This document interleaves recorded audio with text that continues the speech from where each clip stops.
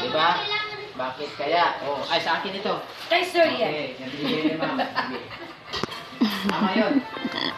Ngayon, bakit kailangan yun ang unang tanong? Bakit kailangan ko ni mga Megas officers? Diba? Para may magsaway. Oh, yun. Tama talaga. Oh, ang news pa talaga nakasabi. No? Okay. Hindi sinabi na yung Sergeant at Arms, siya lang talaga ang magsaway. Si Bato lang talaga, hindi pwede. Diba?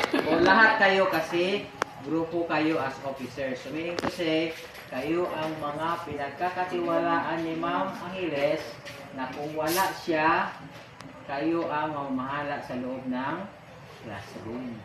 Diba? Palakpakan ang mga sarili. Yun.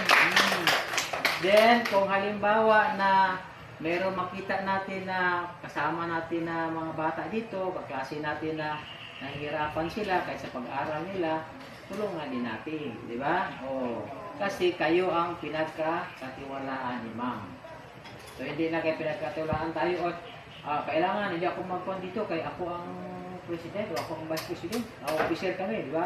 O pero kayo ang manguna sa mga ginagawa para ano daw, kayo ay magiging model. Diba? Modelo kaya pala pinili yan sila na officer kasi alam ni Ma'am na sila ay manguna sa lahat ng mga gawain at sila din ay mga magagaling.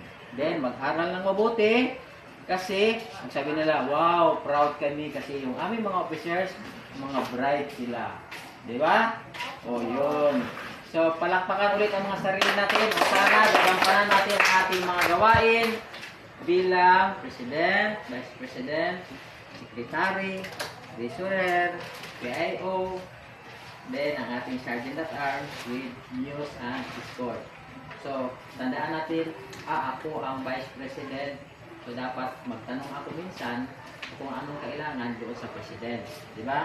So, ang Secretary naman, siya man magpaalala, ay, ang sabi ni Ma'am, President at saka Vice President, ito daw ang gawain natin. Oh, di ba? Oh, then sa tulong ng PIO. Kasi siya ang magbigay ng information, di ba? Kasi information kasi yun siya ang tulong. So, alam natin kung ano ang dapat natin gawin kasi alam natin kung ano yung dapat gawin kung ganun ka na klase na officer. Pero wag magkanya-kanya. Tulong-tulong para sa ikabubuti ng grade 3 Angeles. Okay?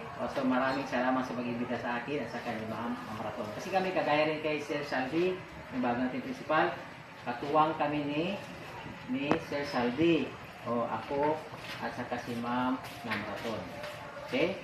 So alam natin, yun na ang dapat gawin. Kaya nga, pili kayo bilang class officer. So kung anong mga problema, magsabi para at least maayos natin, no? At saka nandiyan din ang mga magulang na magsuporta. Salamat sa mga magulang na nandito sa inyong suporta para kay Ma'am Angeles. Actually, meron pang plywood dyan na natira. Wala pa naubos lahat. Okay na.